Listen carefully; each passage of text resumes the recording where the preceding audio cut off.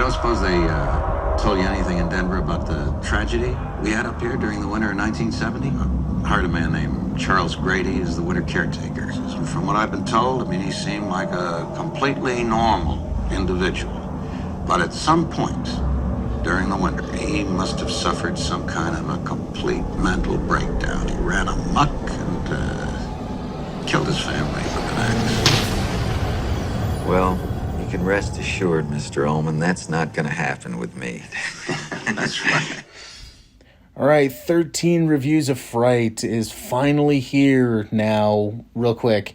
Yes, this is 13, not 31, because 31 almost killed us. But anyway, 13.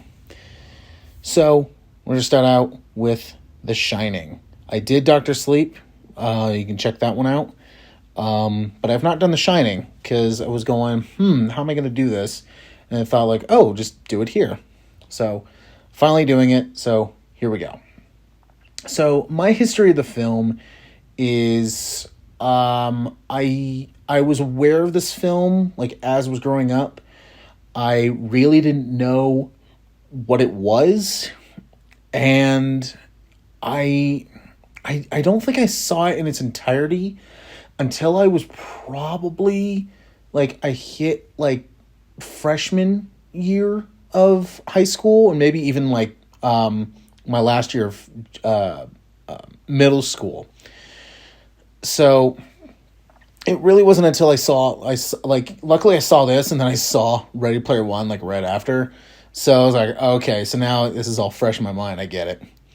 So, but I was aware of the fact that it is very different from the book. It almost feels like something like the show Gotham did, where it took all of the characters from the Batman mythos and locations and just basically said, hey, we're not going to follow the comics. We're going to make our own story with it. And that's kind of what this does to some degree. But it does follow the basis of the story of Stephen King's book.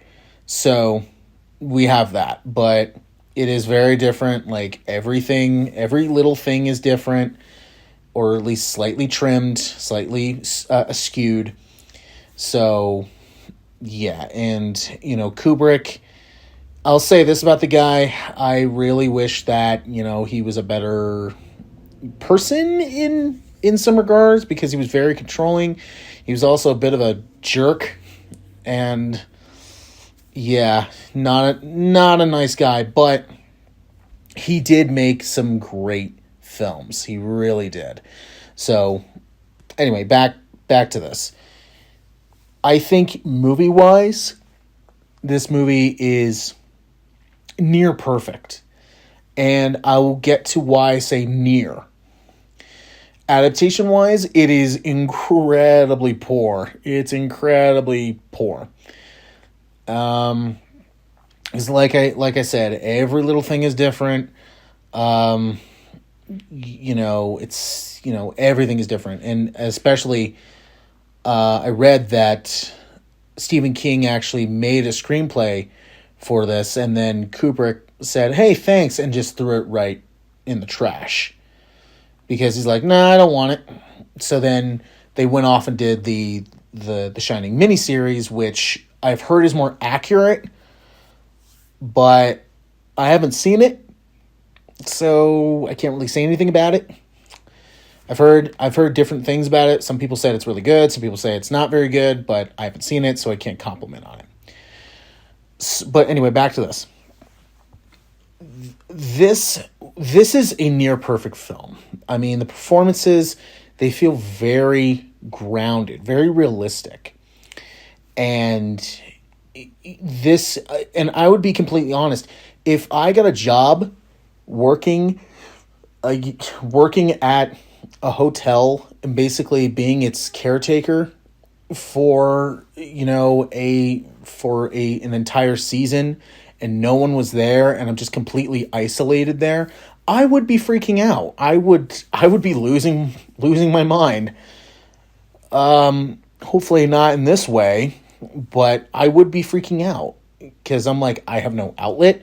I can't go out. I'm stuck here.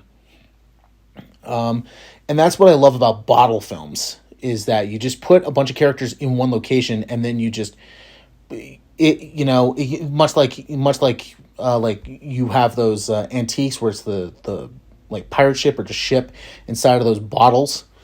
It's very much the same, where the ship, it's like the Overlook Hotel in this case, and the characters are in it, and then they seal it up, but then they throw it in just a big pile of snow.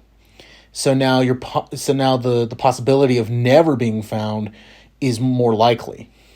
That feels very much like this, and I think Kubrick did a fantastic job at capturing the isolation of the situation that they're in, and also the performances too. I mean, both Jack Nicholson and Shelley Duvall really do a good job, and it is crazy how basically Kubrick made them like almost like opposite each other.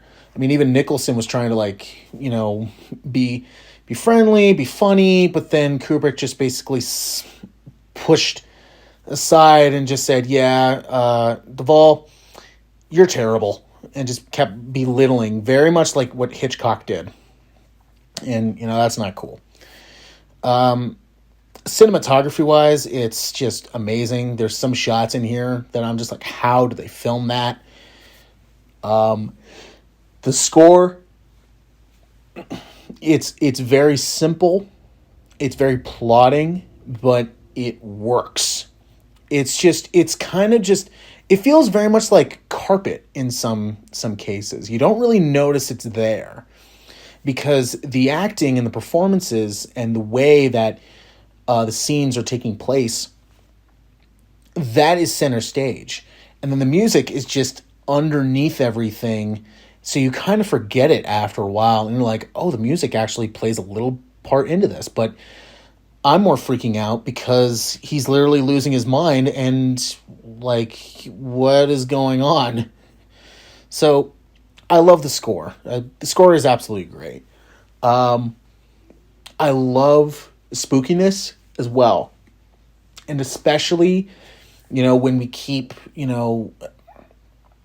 flashing through time, basically, it's really interesting because you see some of the ghosts of the Overlook and how they've basically been adapted into the employees is really cool and really interesting.